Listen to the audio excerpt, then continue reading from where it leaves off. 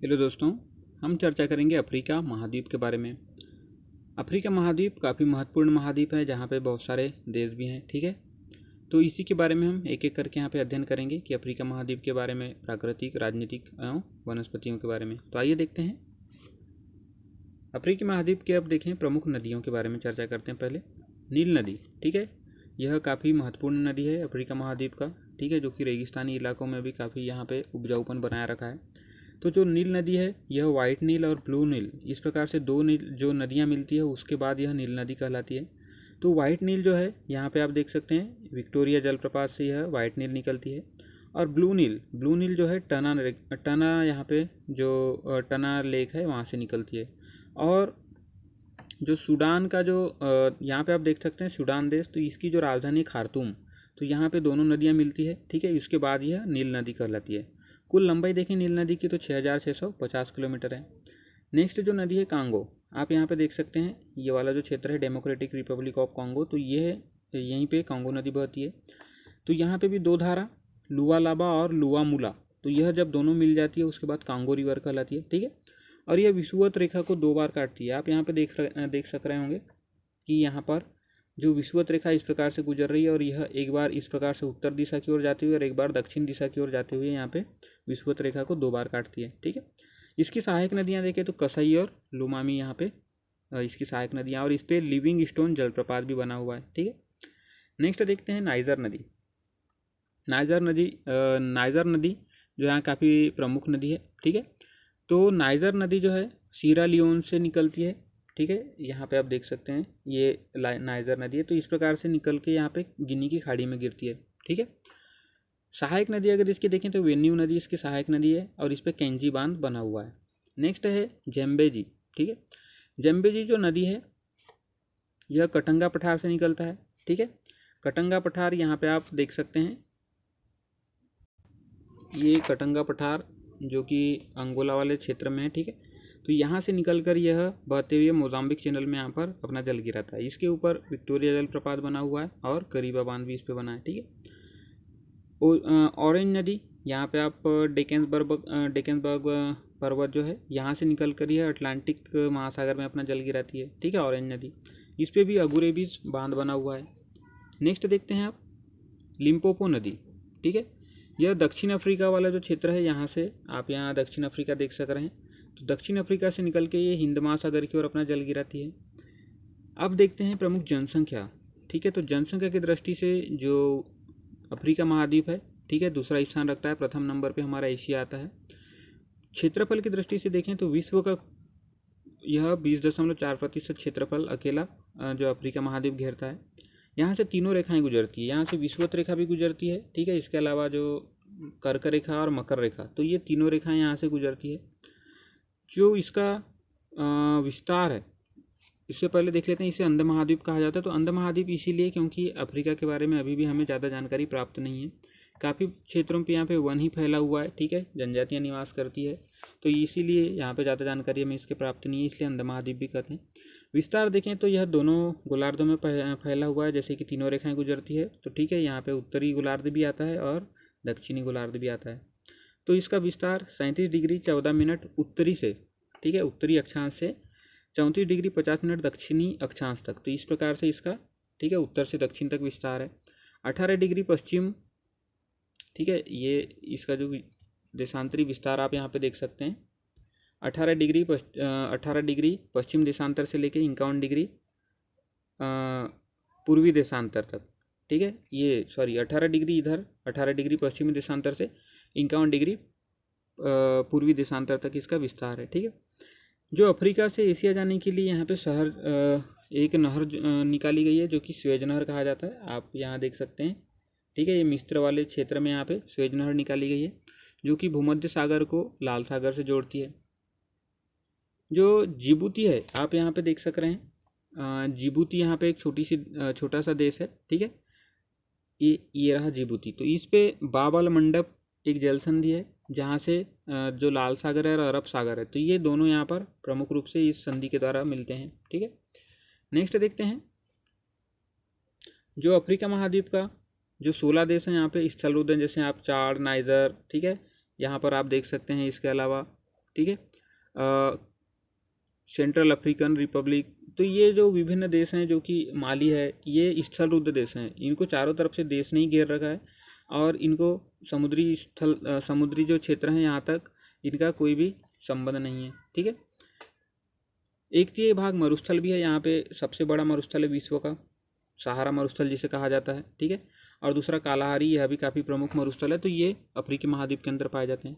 प्रमुख जो मरुस्थल हैं, नामीब मरुस्थल, यह दक्षिण अफ्रीका में है, ठीक है, ये दक्षिण अफ्रीका वाला क्षेत्र। साहिल मरुस्थल जो है यह सूडान वाले क्षेत्र में आप यहाँ पे देख सकते हैं, ठीक है। तो सेनेगल से सूडान तक फैला हुआ है।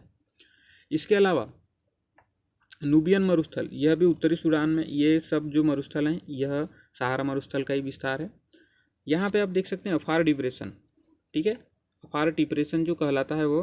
तो यहाँ पे आप देख सकते हैं अफार डिप्रेशन, ठीक है। ये जो जिबूती वाला मैंने क्षेत्र बताया था अभी कुछ समय पहले, तो यहाँ पर ये अफार डिप्रेशन है, ठीक है, जो कि अदन खाड़ी और लाल सागर को यहाँ पे जोड़ने के लिए जो बाबल मंडप की संधि है, तो यहीं पे अफार डिप्रेशन भी पड़ता है, ठीक है। ये अदन की खाड़ी, लाल सागर और अफ्रीका का संगम क्षेत्र भी है। लाल सागर इधर हो गया, ठीक है। इसके अलावा जो अदन की खाड़ी है यहाँ पर, और ये अफ्रीका, तो इन तीनों का संगम क्षेत्र है अफार डिप्रेशन। कतर डिप्रेशन में लीबिया और मिस्र वाला जो क्षेत्र है यह कतर डिप्रेशन है। डिप्रेशन का अर्थ क्या होता है? एक ऐसा क्षेत्र जो स्थल भाग से काफ़ी नीचे गहराई वाले क्षेत्र में, ठीक है। तो ये डिप्रेशन है। नेक्स्ट देखते हैं प्राकृतिक संसाधन। तो प्राकृतिक संसाधन यह प्रकृति की देन है कि अफ्रीका महाद्वीप में काफ़ी ज़्यादा मात्रा में प्राकृतिक संसाधन है।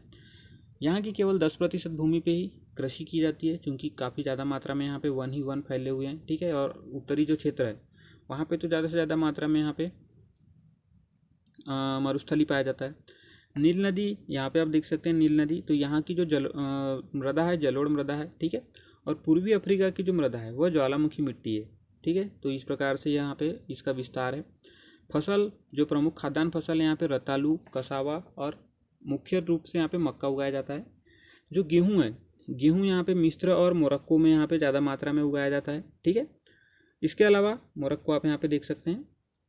जौ जो है, जौ अल्जीरिया में, ठीक है। अल्जीरिया के अलावा यहाँ पे जो जौ है ट्यूनीशिया में। तो ये जो दो देश हैं, ठीक है, यहाँ पे जौ उगाया जाता है। मक्का जो है यहाँ पे लीबिया में और ट्यूनीशिया में, ठीक है। तो यह मक्का उत्पादक क्षेत्र है। नेक्स्ट देखते हैं चावल। चावल नील नदी वाले क्षेत्र में ही काफ़ी ज़्यादा मात्रा में उगाया जाता है। नील नदी की घाटियों में चावल की काफ़ी ज़्यादा फसल होती है। और कपास, जो मिस्र की कपास है वो काफ़ी विश्व में प्रसिद्ध है। लंबे रेशेदार यहाँ पे कपास होते हैं, ठीक है। इसके अलावा जो अन्य उत्पादक हैं यहाँ पे मोरक्को है, अल्जीरिया है और ट्यूनीशिया। तो यहाँ पे भी कपास उत्पादन होता है। नेक्स्ट देखते हैं आप नकदी फसलें। तो नकदी फसलें यहाँ पे मूंगफली होती है, कपास होता है, कोको अर्थात जिसके काफ़ी बनाया जाता है, गन्ना, रबड़ और काजू। तो यह प्रमुख रूप से यहाँ की नकदी फसल है। गन्ना की फसल अगर देखें तो दक्षिण अफ्रीका, मिस्र, मॉरिशस, ठीक है। आप यहाँ पे हिंद महासागर में छोटा सा देश देख सकते हैं। केन्या, जिम्बाब्वे, ठीक है। जिम्बाब्वे आप यहाँ पर देख सकते हैं, जिम्बाब्वे, मेडागास्कर। तो यहाँ पे गन्ना ज़्यादा मात्रा में होता है। इसके अलावा जो मोजाम्बिक है यहाँ पे काजू ज़्यादा होता है, ठीक है। और तंजानिया, तो इन क्षेत्रों में काजू ज़्यादा होता है। नारियल देखें तो नारियल प्रमुख रूप से, जो नारियल की फसल है प्रमुख रूप से आप यहाँ पे देख सकते हैं कैमरून में, ठीक है। तो कैमरून आपको यहाँ देखने को मिलेगा, इस वाले क्षेत्र में कैमरून है, ठीक है। इसके अलावा घाना, यहाँ पर घाना देख सकते हैं। आइवरी दी कोस्ट, ये भी यहीं पर है, ठीक है। इसके अलावा नाइजीरिया यहाँ पे देख सकते हैं। इसके अलावा तंजानिया। तो ये प्रमुख रूप से जो है नारियल उत्पादक क्षेत्र हैं। इसके अलावा कहवा, जिससे कॉफ़ी या कोको बनाया जाता है, तो यह इथोपिया में, ठीक है। इथोपिया के अलावा कोस्ट डी आइवरी, यहाँ पर ये आप देख सकते हैं तंजानिया और कैमरून। तो ये जो प्रमुख कहवा उत्पादक क्षेत्र हैं। नेक्स्ट देखते हैं आप, यहाँ पे एक प्रकार की सीसल नामक एक रेशेदार फसल होती है, जिससे बोरी और रस्सी बनाई जाती है, ठीक है। जिस प्रकार भारत में जूट होता है तो उस प्रकार से सीसल। जो तंजानिया है, तंजानिया यह इस सीसल के उत्पादन में प्रथम स्थान रखता है, ठीक है। लौंग और नारियल की खेती यहाँ पे जांजीबार और पेम्बा वाले क्षेत्र में, यहाँ पे द्वीपीय क्षेत्र हैं, वहाँ पे इनकी खेती की जाती है। 12 स्टेट्स, यह कौन सा क्षेत्र है आप यहाँ पे देखते हैं तो मोरक्को, ट्यूनीशिया और अल्जीरिया का जो उत्तरी भाग है, तो ये इस वाला जो भाग है इसे 12 स्टेट कहा जाता है, ठीक है। कुफरा मरुद्यान या अल कुफरा, ये जो लीबिया वाला जो क्षेत्र है, ठीक है, ये इस वाले क्षेत्र में काफ़ी वैसे तो यहाँ पे सहारा का मरुस्थल है, पर लीबिया में कुछ क्षेत्रों में जो घने घने झाड़ियाँ या घने घने पेड़ पाए जाते हैं, तो इन्हें ही मरुद्यान कहा गया, ठीक है, अल्कुफरा इसे कहा जाता है। यहाँ की जो जनजाति प्रमुख रूप से सेनूसी जनजाति यहाँ पे निवास करती है। नेक्स्ट देखते हैं, संसाधनों के बारे में चर्चा करते हैं। तो दक्षिण अफ्रीका जो है, यहाँ पे सोना और प्लेटिनम, ठीक है, और सोना, platinum, cobalt, manganese, tin, bauxite, uranium, ये विभिन्न प्रकार के खनिज दक्षिण अफ्रीका में पाए जाते हैं। जो यूरेनियम है, सोना के खदानों में ही एक साथ ही पाया जाता है यूरेनियम, ठीक है। पेट्रोलियम देखें तो लीबिया में सबसे ज़्यादा भंडार है, परंतु जो उत्पादक है वह नाइजीरिया है, ठीक है। नाइजीरिया जो है सबसे ज़्यादा यहाँ पे पेट्रोलियम का उत्पादन करता है। इसके अलावा अल्जीरिया में भी काफ़ी ज़्यादा मात्रा में यहाँ पे पेट्रोल है, जो मात्रा में पेट्रोलियम है। मैग्नीज जो उत्पादक हैं कालाहारी और गेबन वाले क्षेत्र में यहाँ पे काफ़ी ज़्यादा मात्रा में मैग्नीज पाया जाता है। जो तांबा है, तांबा जाम्बिया से लेके कटंगा प्लेटू तक का जो विस्तार है, यहाँ ज़्यादा मात्रा में तांबा पाया जाता है। नेक्स्ट है मैग्नीज। तो टीन के बारे में चर्चा करते हैं। तो नाइजीरिया से, ठीक है, नाइजीरिया, जायरे, कांगो जायरे जिसे कहा जाता है, इसके अलावा जो दक्षिण अफ्रीका है, तो यहाँ पे टीन ज़्यादा मात्रा में उत्पादन होता है। बॉक्साइट जो है गिनी तट पे या गिनी देश में, ठीक है। ग्रेफाइट मेडागास्कर में और पोटास कांगो में। तो ये प्रमुख क्षेत्र हैं जहाँ पे ये निकाला जाता है। कोयला का वैसे काफ़ी कम यहाँ पे कोयला पाया जाता है। कोयला और लौह अयस्क के मामले में अगर दक्षिण अफ्रीका की बात करें तो काफ़ी पीछे है, इसलिए यहाँ पे औद्योगिक विकास भी प्रमुख रूप से नहीं हुआ है, ठीक है। तो जो कुछ क्षेत्र हैं जैसे कि कोयला, दक्षिण अफ्रीका का हाईवेल्ड और नटाल वाला जो क्षेत्र है यहाँ पर, तो यहाँ पर कोयला थोड़ी मात्रा में पाया जाता है। जोहान्सबर्ग में, जो कि दक्षिण अफ्रीका में ही है, सोना और हीरा पाया जाता है, ठीक है। तो ये रही हमारी चर्चा प्रमुख रूप से अफ्रीका महाद्वीप के बारे में। तो देख लेते हैं हमने अफ्रीका महाद्वीप में क्या क्या देखा। नदियों के बारे में चर्चा की, जिसमें नील नदी, कांगो नदी, नाइजर नदी, ज़ैम्बेजी नदी, ऑरेंज नदी, लिम्पोपो नदी, ठीक है, उसके बाद हमने विस्तार वगैरह देखा। नेक्स्ट हमने जो मरुस्थलों के बारे में चर्चा की, ठीक है, डिप्रेशंस देखे। उसके बाद जो संसाधन के बारे में चर्चा की, प्राकृतिक संसाधन। उसके बाद हमने जो फसलें होती हैं उनके बारे में चर्चा किया। आगे हमने जो यहाँ पर संसाधन होते हैं, संसाधन के बारे में भी एक एक करके चर्चा की, ठीक है। तो दोस्तों, अगर आपको जानकारी पसंद आई हो तो इसे शेयर कीजिए। धन्यवाद।